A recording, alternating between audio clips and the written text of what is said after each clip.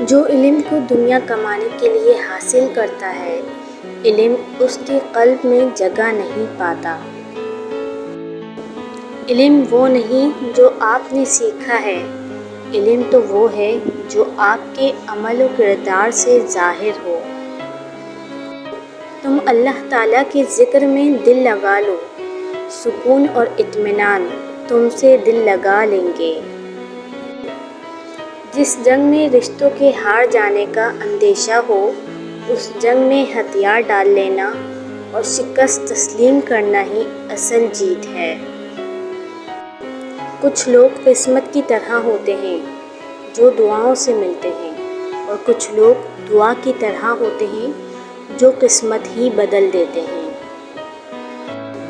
اس چھوٹی سی دنیا میں نفرتوں سے بچو، اس لیے کہ زندگی بہت کم ہے۔ انسان کا بہترین ساتھی اس کی صحت ہے۔ اگر اس کا ساتھ چھوٹ جائے تو وہ ہر رشتے کے لیے بوجھ بن جاتا ہے۔ اپنی صحت کا خیال رکھیں۔ رشتے نبھانے کا ظرف نہ ہو تو رشتے بنانے سے بھی گریز کیجیے۔ کسی کی ناراضگی کو اتنا تول نہ دو کہ اسے تمہارے بغیر جینے کی عادت ہو جائے۔ مطلبی رشتے کوئلے کی مانند ہوتے ہیں، جب کوئلہ گرم ہوتا ہے تو ہاتھ جلا دیتا ہے اور ٹھنڈا ہو تو ہاتھ کالا کر دیتا ہے۔ وقت کے ساتھ ساتھ بہت کچھ بدل جاتا ہے، لوگ بھی، رشتے بھی، احساس بھی، اور کبھی کبھی ہم خود بھی۔ جو شخص اپنے خلوص کی قسمیں کھائے، اس پر کبھی اعتبار نہ کرو۔ اپنی غلطی کا اعتراف کر لینا ایک بہترین خصوصیت ہے۔ اس سے نفس میں عاجزی پروان چڑھتی ہے، اس کا تکبر کمزور ہوتا ہے۔ کسی بھی حالت میں اپنا حوصلہ مت چھوڑو، کیونکہ لوگ گرے ہوئے مکان کی اینٹیں بھی اٹھا کر لے جاتے ہیں۔ علم کا ایک قطرہ جہالت کے سمندر سے بہتر ہے، اور عمل کا ایک قطرہ علم کے سمندر سے افضل ہے۔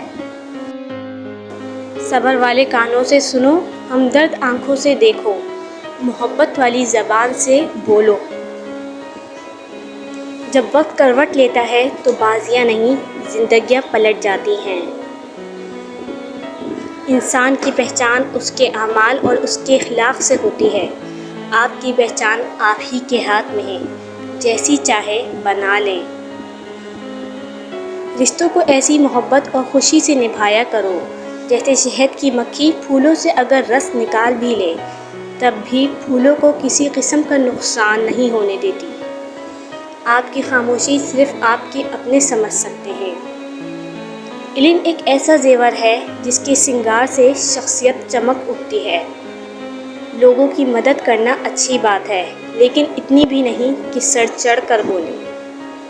درخت اپنا پھل خود نہیں کھاتے، دریا اپنا پانی خود نہیں پیتے، کیونکہ دوسروں کے لیے جینا ہی اصل زندگی ہے۔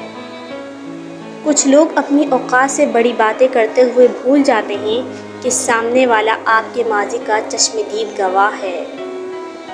عقل مند وہی ہے جو محبت میں اندھا نہ ہو۔ اللہ سے رجوع کرنے میں کیسی جھجک، اس کے پاس تو گزرے ہوئے کل کی معافی بھی ہے اور آنے والے کل کا انعام بھی۔